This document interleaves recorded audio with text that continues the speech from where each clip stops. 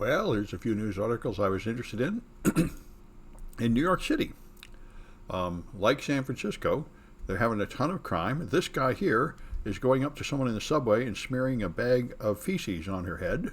And the same guy has attacked people with racist things in the subway and other things, and they can't do anything about it. Just like we can't do anything about the scary homeless people in San Francisco.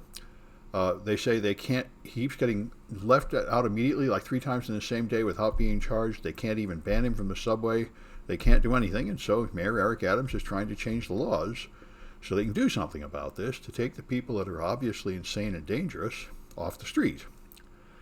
And we have exactly the same issue here and a similar response from our governor saying there's, 10,000 or more scary, insane homeless people dying on the street who are screaming at people that aren't there and otherwise obviously not capable of living on their own. And there is no way to force them into treatment, and he's trying to make a way to force them into treatment. So we'll see what happens. Historically, the conventional rule has been that Democrats are unable to solve these problems. All they will do is let details and picky little rules stop themselves, say, oh no, everyone has to have their freedom, even people that obviously shouldn't be let loose on the street. And this is why I say if you want Republicans, this is how you get Republicans. If the Democrats just do nothing about obvious social problems and pretend it's fine and just expect everybody to put up with it forever, there will come a time when people get fed up with it and they'll put in Republicans who will just kick through the law, violate everybody's rights like Rudolph Giuliani, and fix the obvious problem without worrying about the niceties. So we'll see. But in both the East Coast and West Coast Democratic strongholds, there's now a huge problem, and our leaders are pretending they're going to do something about it. We will see if they are capable of doing anything about it. RT America shut down. I was surprised by this. RT is responsible, Russian's official propaganda arm, and it's responsible for essentially everything that goes on Fox News. My right-wing friend sends me all this stuff. It all starts at RT, and then it goes to Fox News. That's why you hear Tucker Carlson saying that we should support Russia and not Ukraine, because he just, like Donald Trump, he just repeats every propaganda that comes out of Russia, because they're smart enough to feed them things they want to hear, that now they're shutting down. I'm watching, it is amazing. In just a couple of weeks, we're establishing a hostile relationship towards Russia again, reminiscent of the Cold War, where we just don't want to have anything to do with them. They blocked the Russian cats from competing in cat competitions. They blocked the Russian soprano from singing in an opera, and everything. We're going back to the Iron Curtain, which is a dangerous place to be, but it does seem to be entirely justified given what they're doing in Ukraine. Speaking of which, the latest thing they're doing in Ukraine is bombing a nuclear power plant and setting it on fire. No more Russian roulette too. Yeah, well, we'll see. Anyway, so that's the latest thing. They're bombing the nuclear power plants, and it's apparently the largest power plant in Europe, or at least largest nuclear power plant of its type in Europe. Anyway, that doesn't seem like a good thing, and we'll see what happens. Stock market futures have been falling after we heard about that. Anyway, here's something I didn't know about. You can benefit your life with this. There's now Clippy porn. Apparently, you can buy the Clippy porn book on Amazon. So that's a whole new field. All right, and so here's a statement from a Russian news outlet, one of the few remaining Russian news outlets that is not just repeating official political propaganda, apparently, and therefore presumably these people will be shut down and probably jailed any minute now. And he's talking about how, well, I've seen many sources saying this, most people in Russia do not know there's a war going on at all. The soldiers being sent there did not know they were going to be sent there and don't know what they're supposed to be doing. And he says, that the Russians that have figured out what's going on are horrified, correctly, observing their nation moving into a pariah status like North Korea or Nazi Germany, which is absolutely where they're going. And talks about how this is awful and the Russian people really don't want this, but they don't have any voice over there.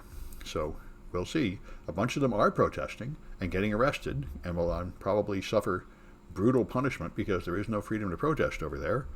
But it does seem like there's nothing going to stop this.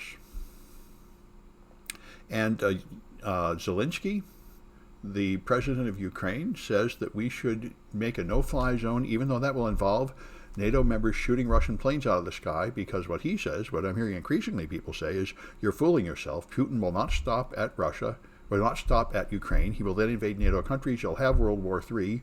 You've already, and you might as well admit it. This is very much like what happened in the early days of World War II. When Britain was trying to get America into the war, we're saying, well, maybe it won't come here. And they said, we've got to stop them. It's just going to grow and grow. We're going through that process of making that decision. Yeah, amazingly brave people in Ukraine. And, of course, another thing I've seen more people talking about is the incredible racism of this. I mean, they've been doing this in Syria and Turkey and other nations, just wiping people out, and nobody in America cares. But when they're taking out people that are white, suddenly we care. So you could say that. But anyway, I certainly do think it's very wise to oppose Putin and hold him back. I tend to think, like I think the majority opinion in America is, that Biden has done the right thing. We should not directly start shooting Russians right now, because that really would be World War III. And it's possible that we can limit the harm by sacrificing the Ukrainians, who are not members of NATO, when we don't have a legal obligation to protect them, and try to help them indirectly. It is kind of funny, and this is reminiscent of the whole Cold War, that we can give them anti-tank weapons and missiles and even airplanes and bombs, and then they use those on the Russians, and yet the Russians say we're not at war with the Russians. This is also what happened in Vietnam. It is kind of madness. I mean, obviously, we are responsible for helping them fight a war to kill the Russians, and yet we use them as a cutout so we can pretend we're not directly doing it. And yet that way you prevent a World War III. Politics is mind-boggling. It is all about these appearances and fake cover stories for things. Anyway, Ukrainian government said if its citizens find military hardware, they don't have to declare taxes. Well, yeah, I guess so. Finders keepers, huh? Anyway, so there's malware attacking MetaMask and stealing your private key from the crypto wallet, and other browser extension crypto wallets. And I was discussing this with people just last week, saying I really don't think using a browser extension to hold your crypto is safe at all, and that does appear to be true. There are attacks on it. And there's the power plant bombed. And people have been trying to get the crypto exchanges to block Russian attacks, and what they're getting out of them is the most transparent bullshit. Like, this is Kraken. Kraken is an American company. They're one of the large crypto exchanges, and they asked Ukraine to freeze Russian crypto, and Kraken says, well, if we want to stop violent nations that promote murder, then we'll just freeze all the American accounts first. So that, I think, is ridiculous. Now, it is true that America has done some bad things, but it is not true at all that America is as bad as Russia. That's just insane. And that's what he's saying here. Obviously, the only thing he cares about is keeping his own business running, and just makes up any fragile excuse for that. And this helps explain something I was surprised at. I really thought Merrick Garland was going to do something about Trump's obvious attempt to overthrow the U.S. government, and he's totally not done anything. And what they've analyzed here is what he did was he said, well, the feds won't do anything. We're going to pounce it down to the states, which is a very strange position to take on what is obviously a federal crime. But it does explain the complete inaction. And, now the New York State has already abandoned it. The new guy says, oh, there's not enough evidence, just forget it. And it does seem like nothing whatever is going to be done to stop Trump, which reminds me an awful lot of how you could say we're not doing enough to stop Putin, because Trump has made it very clear he wants to be Putin, he wants to be like Putin, he wants to shut down the news agencies and end the elections and just declare himself the Emperor of America and be like his best buddy Putin and Kim Jong-un, these guys that he models himself after. So, and it looks like he's likely to win, because the Democrats are not positioning themselves to be powerful and likely to win in the midterms. So we may very well resemble Russia very soon. Anyway, let me stop this.